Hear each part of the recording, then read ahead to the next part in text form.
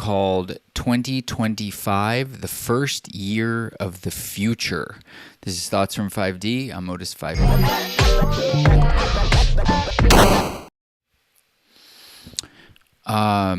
2025, the first year of the future. Yeah, dude, I mean, it's over. Like, everything we thought we knew is ending, like, all at the same time. I think I'm going to choose just arbitrarily to the fact that Andrew Tate is, seemingly running for Prime Minister of England suddenly, and that I think that if not immediately, then in the medium term, there's like a huge possibility that he wins, which I'll elaborate on. But I'm going to just arbitrarily choose that like, yeah, influencers become massive political leaders. And that would be like a transition out of the age of the television, right? Because Ronald Reagan and Arnold Schwarzenegger and Donald Trump, like those were the television Hollywood stars that became political leaders, and now would be the beginning of like the age of the influencer. And what's interesting about that is that at some level, influencers have less gatekeeping than Hollywood. Like Arnold Schwarzenegger and Ronald Reagan and Donald Trump had to go through a lot of gatekeeping to arrive at their stardom. And obviously there's like, it would be naive to think that there's no gatekeeping in social media, but I think it's like a couple orders of magnitude less. So that, that seems like a random one. And then, on the All In podcast, they're talking about, Friedberg is talking about the year of robots. He's asking people like if they've heard of Unitree. And it's like, dude, America's so fucking cooked. If you even have to ask other people on the fucking All In podcast if they've heard of Unitree, it's like, dude, keep up. Like, this is the best and the brightest. So, robots, autonomy, AI agents, Sam Altman claiming, I don't trust that guy farther than I could throw his yarmulke, but his rainbow yarmulke, but that they've achieved AGI internally. Like, it's all, and the fact that the pedophile scandal is being uncovered in mass, after Jimmy Savile, after 10 years of suppression. Now this whole idea that like these immigrants are running pedophile gangs. The rise of like a very real far right that is way farther right than Elon Musk and Donald Trump, and isn't just going to like be I don't know what the word is. It's not, silence is not the right, like, stopped. Like, you can't throw this many people in jail. And so let's go back to Tate. So Tate, what I realized is that historically, right-wing leaders are either like military people like Mussolini and Franco, or they are influencers who are willing to boldly say the things that no one else is willing to say, and who have like exceptional oratory abilities. So that's like Nick Fuentes and Andrew Tate. Both of them are exceptional orators, exceptional debaters, and are willing to say unflinchingly what other people won't. Like Stu Peters, Dan Bilzerian, they are very, very good, but I don't personally put them on the same level as Andrew Tate and Nick Fuentes with respect to oratory ability. Candace Owens might be up there also, actually, but there's something not masculine about her. And so anyway, the point is that if you look at the audience of Tate and Fuentes, these people are real young guys with a lot of energy who are more than willing to be out on the street, flyering door to door, like whatever it takes, whatever is required. They're up for it, because it's like, fuck this shit, let's fucking do some shit.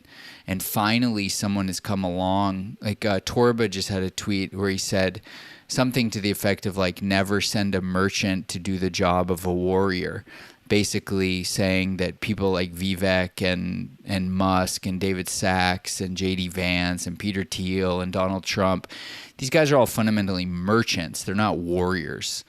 And somebody like Caesar or Napoleon, these are warriors, people who like take power and hold it.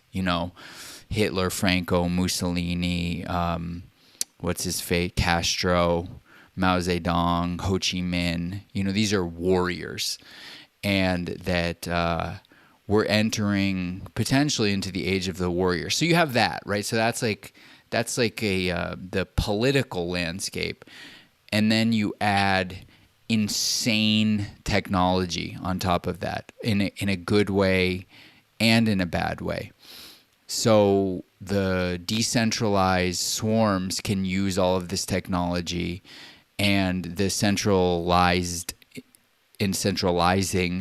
institutions can also use this technology to surveil. But here's the thing that I think that no matter how draconian the centralizing forces become, there are now too many people in almost every country that are awake and sort of like irrevocably radicalized. They're not able to be de-radicalized because all of the conspiracy theories came true. Everything from pedophiles to vaccines. It's all like, it's if you only knew how bad it was. And now a lot of people know how bad it is and are like, get rich or die trying. Everybody's become 50 Cent now and doesn't give a fuck. It's like, dude, if we're either I'm gonna go out in a blaze of glory or like nothing. And by the blaze of glory, I don't mean some stupid shit about like murderous thing. I mean like really live. I'm going to really live and really stand for what I believe in. It's like the thing of, I'd rather be a free man, dead than alive on my knees. So you have all that, and then you have all of the technology.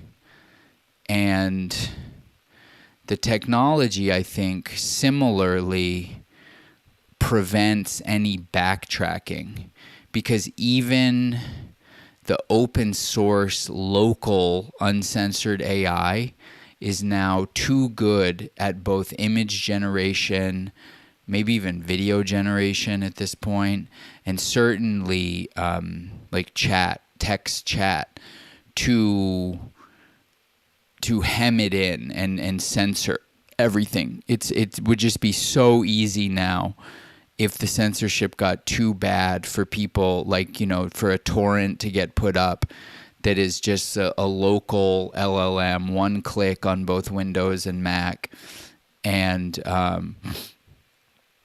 you can just ask it anything, and you can get all kinds of answers about all kinds of economic, historical, racial, etc. Information. And so that genie can't get put back in the bottle. And,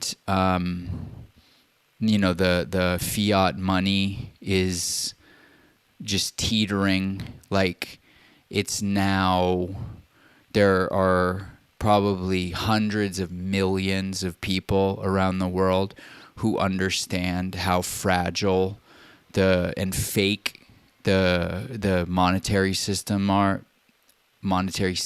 are around the world. The unipolar moment or bipolar moment with the Soviet Union is over. Indonesia just joined BRICS.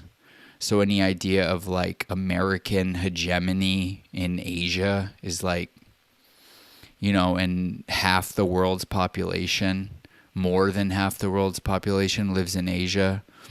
There's just like no coming back. And see, the thing is that you just keep going forever. Like this video could be 9 hours long. And you got the fucking drones. I didn't mention Luigi. I didn't mention the fucking Cybertruck, Vegas. I didn't mention the terrorist attack.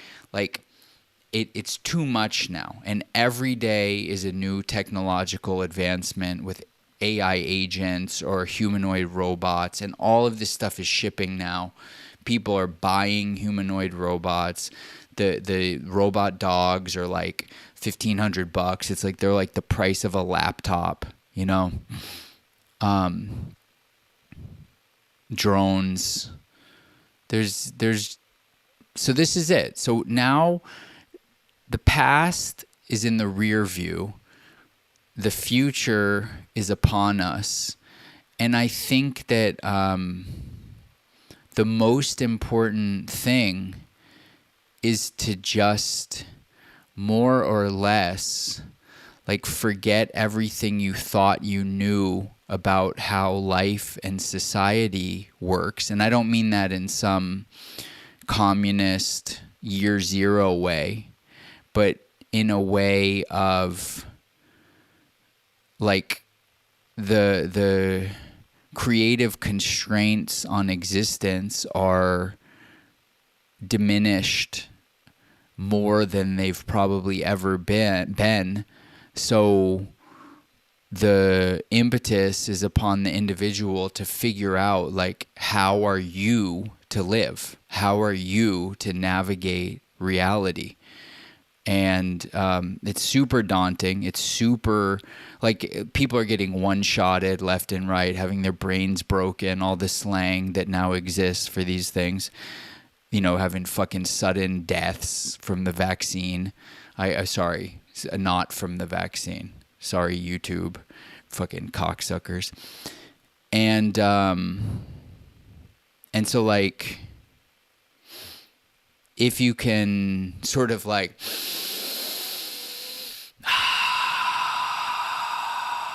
just like breathe in the present moment, the felt experience of being alive, and just imagine, like, what would you do if you could not fail, right? Fuck you. Go fuck yourself. Peace. Otis5D.xyz.